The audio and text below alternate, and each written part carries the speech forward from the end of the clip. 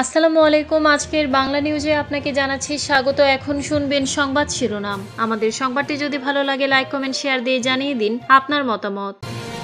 শেখ হাসিনাকে হস্তান্তরের জন্য ভারতকে চিঠি দিয়েছে বাংলাদেশ। মজলুম জালিম হচ্ছে ফেসিবাদ বিরোধীরা, ফেসিবাদী হচ্ছে জানিয়েছেন উপদেষ্টা মাহফুজ আলম। ইনসাফ ভিত্তিক বাংলাদেশ গড়তে আগামী নির্বাচনে আলিম ওলামাদের দোয়া ও সমর্থন চাইলেন তারেক রহমান। বাংলাদেশে কুরআন ও সুন্নাহর বিপরীতে আইন করা হবে না, থাকলে বাতিল করা হবে ইমাম সম্মিলনে জানিয়েছেন সালাউদ্দিন। মিথ্যা মামলা প্রত্যাহার না করলে নির্বাচনে যাবে না জাতীয় পার্টি জানিয়েছেন আনিসুল ইসলাম। নারী ও শিশু নির্যাতন দমন আইনের মামলায় মুফতি কাশিমি গ্রেফতার। শেখ হাসিনাকে হস্তান্তরের জন্য ভারতকে চিঠি দিয়েছে বাংলাদেশ। মানবতা বিরোধী অপরাধে দায়ে মৃত্যুদণ্ডে দণ্ডিত সাবেক প্রধানমন্ত্রী শেখ হাসিনাকে প্রত্যর্পণ চুক্তি অনুযায়ী হস্তান্তরের জন্য ভারতকে চিঠি দিয়েছে বাংলাদেশ।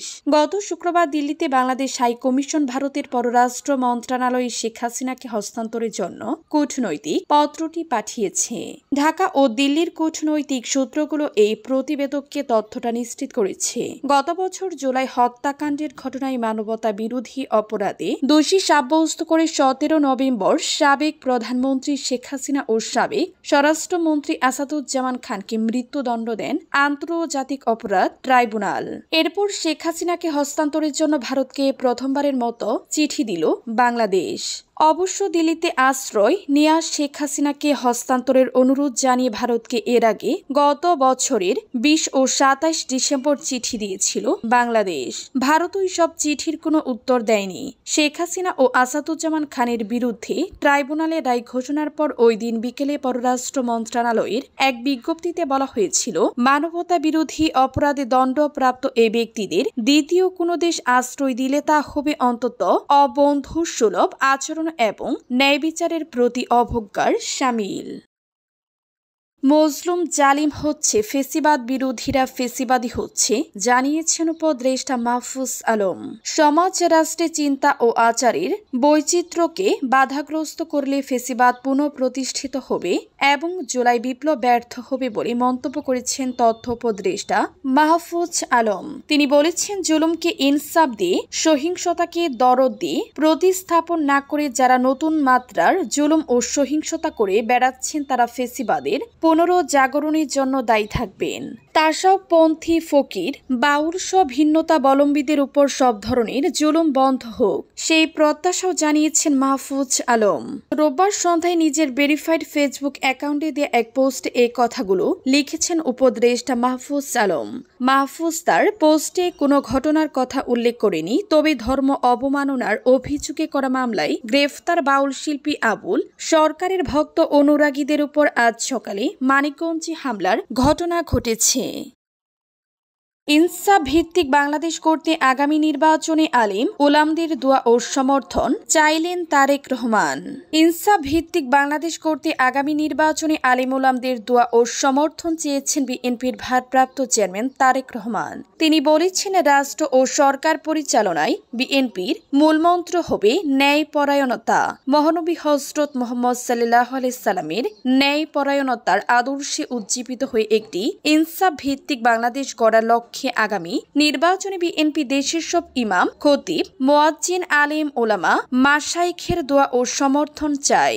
আজ রোববার বিকেলে রাজধানী শেরেবাংলা নগরী বাংলাদেশ চীন মৈত্রী সম্মেলন কেন্দ্রে সম্মিলিত ইমাম খতিব পরিষদ আয়োজিত জাতীয় সম্মেলনে বিশেষ অতিথির বক্তব্যে তারেক রহমান এ কথা বলেন। তারেক রহমান বলেন, দীর্ঘ 1.5 দশকের দাবিদারি শাসন শোষণের মাধ্যমে আরও একবার প্রমাণিত হয়েছে ইমাম, ইসলাম এবং দেশের স্বাধীনতা সার্বভৌমত্ব রক্ষা করতে হলে ঐক্যের বিকল্প নেই। তাই দেশ ও জনগণের স্বাধীনতা সুসংহত করার জন্য আগামী জাতীয় নির্বাচন অত্যন্ত গুরুত্বপূর্ণ ও তাৎপর্যপূর্ণ। বাংলাদেশে কোরআন ও সুন্নাহর বিপরীতে আইন করা হবে না, থাকলে বাতিল করা হবে। বিএনপির স্থায়ী কমিটির সদস্য সালাউদ্দিন আহমদ বলেছেন, কোরআন ও সুন্নাহর বিপরীতে বাংলাদেশ কোনো কানুন আইন করা হবে না। যদি আগে করা হয়ে থাকে সেটি বাতিল করা হবে। রোববার বিকেলে রাজধানী শেরেবাংলা নগরে বাংলাদেশ চীন মৈত্রী সম্মেলন কেন্দ্রে সম্মিলিত ইমাম খতিব পরিষদ আয়োজিত জাতীয় সম্মেলনে সালাউদ্দিন আহমেদ এ ঘোষণা দেন। তিনি বলেন, জিয়াউর রহমান রাষ্ট্র পরিচালনার মূল নীতিতে আল্লাহর উপর পূর্ণ আস্থা ও বিশ্বাস যুক্ত করেছিলেন। তবে আওয়ামী ফ্যাসিস্ট গোষ্ঠী সেটি সংবিধান থেকে উচ্ছেদ করে দিয়েছিল। এটি আবার পুনর্বহাল করা হবে। সম্মেলনে ইমাম ও খতিবদের পক্ষ থেকে 7টি দাবি তুলে ধরা হয়। এর মধ্যে একটি হলো উপযুক্ত প্রমাণ ও তদন্ত ছাড়া কোনো ইমাম, খতিব ও আলেমকে গ্রেফতার বা হয়রানি করা যাবে না। বিষয়টি উল্লেখ করে সালাউদ্দিন আহমদ বলেন, উপযুক্ত তথ্য প্রমাণ ছাড়া, প্রাথমিক তদন্ত ছাড়া রাষ্ট্রের কোনো নাগরিককে গ্রেফতার করা যায় না।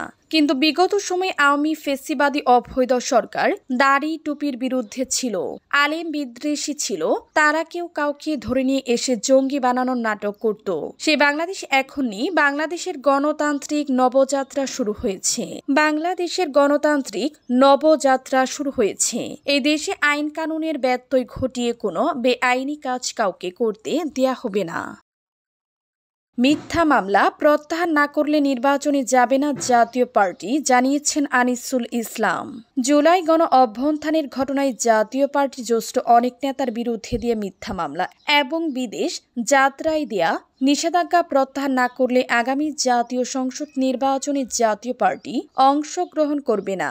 বাংলাদেশ সফররত কমনওয়েলথ মহাসচিব শার্লি বচোয়ের সঙ্গে আজ রোববার সন্ধ্যায় এক বৈঠকে জাতীয় পার্টির একাংশের চেয়ারম্যান আনিসুল ইসলাম মাহমুদ এসব কথা বলেন।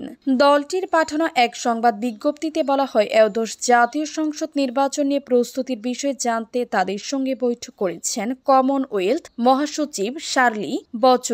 রাজধানীর ইন্টারকন্টিনেন্টাল হোটেলে এই বৈঠক অনুষ্ঠিত হয়। সেখানে জাতীয় পার্টির এই অংশের প্রতিনিধি দলে আরও ছিলেন মহাসচিব ABM রুহুল আমিন হাওলাদার ও প্রেসিডিয়াম সদস্য মাসরুর মওলা। নারী ও শিশু নির্যাতন দমন আইনের মামলায় মুফতি কাসিমি গ্রেফতার। ঢাকার কেরানীগঞ্জে নারী ও শিশু নির্যাতন দমন আইনে করা মামলায় মুফতি মামুনুর রশিদ কাসিমিকে 42 গ্রেফতার করেছে পুলিশ। তিনি আইডিয়াল ম্যারেজ ব্যুরোর প্রতিষ্ঠাতা। রোববার বিকেলে কেরানীগঞ্জ মডেল থানাধীন শাক্তা ইউনিয়নের আটিবাজার এলাকা থেকে মামুনুর রশিদ কাসিমিকে গ্রেফতার করা হয়। এ তথ্য নিশ্চিত করে কেরানীগঞ্জ মডেল থানার ভারপ্রাপ্ত কর্মকর্তা ওসি মোহাম্মদ মনিরুল হক জানান, মামুনুর রশিদের সাবেক এক স্ত্রীর পক্ষে তার মামি থানায় নারী ও শিশু নির্যাতন দমন আইনে একটি মামলা করেছেন। এই মামলার পর আটিবাজার এলাকায় অভিযান চালিয়ে মামুনুর রশিদ কাসিমিকে গ্রেফতার করা হয়েছে। তার বিরুদ্ধে পরবর্তী আইনগত ব্যবস্থা প্রক্রিয়াধীন বলে ওসি জানিয়েছেন। মামলায় অভিযোগ করা হয়েছে, মামুনুর রশিদ কাসিমি এক নারীকে বিয়ে করার পর সংসার করেন এবং পরে তালাকও দেন। পরে আবার বিয়ে করবেন বলে ওই নারীকে 6 সেপ্টেম্বর থেকে 14 অক্টোবর কাসিমি তার হেফাজতে রেখে ধর্ষণ করেন।